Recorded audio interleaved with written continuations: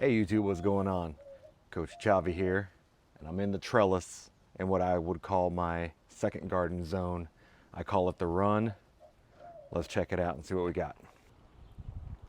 Here's an aerial view of the run. There's the shade cloth and all the plants.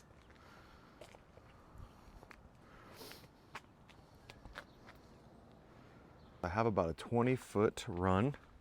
This goes from east to west. I do have a tree, my neighbor's tree, and it's actually starting to grow over into my zone that I'll probably end up trimming up. And in this run, you have to check out my video on these self-irrigating totes or self-irrigating pots. But I've got 12 of those running along the length here. So they each have a fill tube, and at the bottom basically is a reservoir. Fill them up with water and fertilizer, and that feeds them. I've got 3 cattle panels here, so that gives me 12 foot of arched growing. And I've had pretty good luck so far. I got a tiger melon that's getting super close right here. Got the musk melon.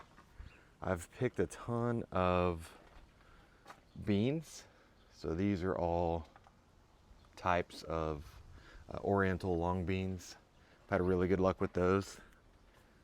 Got some birdhouse gourd. Haven't gotten any gourds yet, but where are you at? This is it. Got some flowers on it now.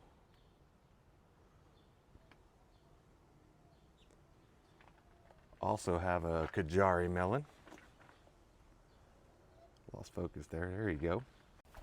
So I still somewhat follow the square foot gardening method. So the way I look at these is basically I got about a 2 foot by 2 foot bed.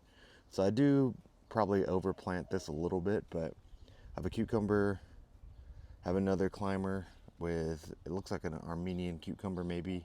Oh, actually that might be loofah.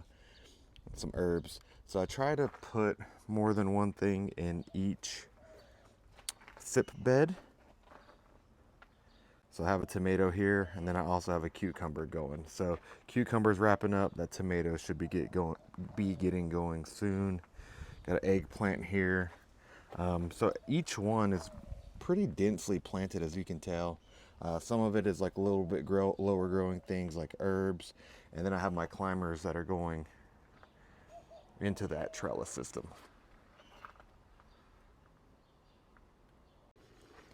So I essentially have this run split into 2 zones. I have my arch, and then this area that's like not an arch. So this spot right here gets a lot more sun, and I have more peppers in here. So this is a shishito, have some serranos down here, and they're actually putting on quite a bit of peppers. Got another pepper here. I don't even know which this one is. This is actually a grow bag from last year. I'll talk about those in a second. Got a big cayenne pepper that's touching the top of my shade. And some tomatoes that are old that I probably should have cut out, but they were still growing. These are some Perron peppers, and I have a Homestead 55 that did pretty well. Got a hot wax pepper right here. It's done pretty well. So those are all SIP beds or SIP pots all along the backside. And then I got stuff in front. So when I planned out this structure, I knew that I didn't have a lot of width. I mean, my hands can touch each side, but I watched this zone for about a season, and I noticed that the sun literally cuts this zone in half. So I knew that on this part actually gets dappled sun or sunlight almost all day. So I watched my shadow. I put in my sip beds, and I thought, it's really not enough room. There's not enough plants here. We should put some more in. So I got my grow bags. Let me show you those. So in front of all of my sip beds are these grow bags. Every grow bag is a little different, and throughout the season these have evolved and changed. So I tried to split these up where I would have flower, plant, like a vegetable, flower, plant, flower, plant, flowers, so I could get some pollinators to come in. So in this bed I've got some peanuts, some marigold, got another jalapeno which was actually overwintered in that 10-gallon grow bag. Got some more flowers that just sprouted, so I had to cut all of these out. They were looking a little rough. Got another pepper, some more flowers, another Megatron jalapeno, and this one was actually overwintered also. And this given me peppers so many times this season, so it's done very well. And then even in that bed, I threw a basil plant in there with it, and this thing's gone crazy. I've just let it go to flower for the pollinators. So this is what I was talking about with the shadows and the sun. It's literally a line right here. So my first year, I used that area with the sunlight, and I grew a few things in there in grow bags. And then I went with the SIP beds, and this year, SIP beds and then grow bags in front of them. And I've had a great result with these because they get this morning sun. And as the sun tracks, I'm pretty much getting full sun all the way throughout the day. And the tree actually gives me enough shade here in West Texas where this 100-degree heat doesn't just destroy these plants.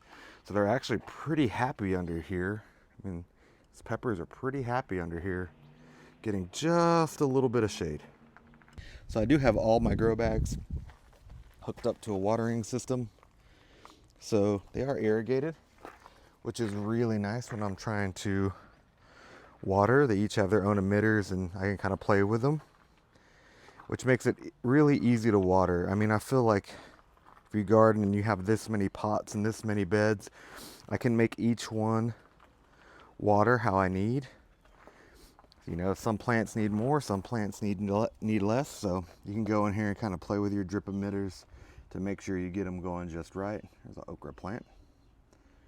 There's another little okra. I had a big amaranth I trimmed out right there. So these are actually, some of these have wrapped up, and I need to restart them. So there's like a soybean, some more beans.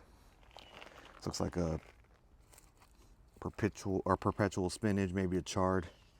Actually, I have some grapes down here at the end. They're all wrapped up. I just got them spiraling on these tomato cages. But this is my little run. I've been fertilizing these bad boys every 2 weeks throughout the summer because they're so densely planted. And I've been rotating in crops. But like I said, I've been really happy with this zone. Now I did add a 40% shade cloth right here. And like I said, this is doubled over just because I wanted to make it fit in this spot. But it gives it enough break from the heat that they can still grow. As you can tell, they still look really good in here. But it doesn't let them get burnt, because even these peppers will get sun scald without that shade cloth. So it's a carryover from the big boy bed, big boy shade, the run shade. So I did have to drill some anchor spots into the brick, so I just got a masonry drill, drilled these in and put in some anchors and just basically tied them up. These have been super good. These little like Amazon clips, you clip them and then you can anchor your shade cloth so you're not tearing them up. So this is what helps keep it pretty tight. See, I just folded it, made it fit, clamped them. They just clip right on, and then ran that line through there. So keeps it taut so it doesn't sag down. That's how I set up that shade. And then this canopy of plants is what's giving this section shade. So this is more of a shady garden, but it's worked super well. Nothing's really gotten burnt. I did notice some of these pots down low. You can tell some of these plants are really reaching for the sun, but I mean, this okra looks great. Probably about to get some more right here. And finally, I noticed I do have some bigger fig plants, but this was actually by the suggestion of my wife, who does not garden, was like, hey, your figs look kind of sad over there in the sun. Maybe you should put them underneath the shade. I moved all my figs and my fig cuttings over here, and they went crazy. Some of my cuttings died. That's probably on me. But everything that is in a grow, like a bigger pot, has done great. And again, it's just right on the line of the sun. So I got a few different figs in here. It's an Italian honey. Those cuttings died. I got a black mission fig right here. I actually ordered these on like sale. This is a Celeste cutting from one of my figs. And a little fig nominal, little dwarf fig. And they look really happy. They've grown a ton so far in the spot. So those kind of round out my plant run. All right, YouTube. Thanks for taking a tour of Zone 2 with me. My zone I call the run. I got a bunch of different methods of growing happening right here. I got my SIP beds, grow bags, and pots in a zone that maybe I wouldn't have thought to grow in because of the shade and shadows, but it's worked out great this year. So keep your mind open, keep watching your garden zones, keep watching your areas in your yard. You might have a spot that's not getting used. There was nothing here before that you can throw some plants in and have a full-on garden. So like, follow, subscribe. We'll keep putting out videos. Let me know what you think. Talk to you later. Bye.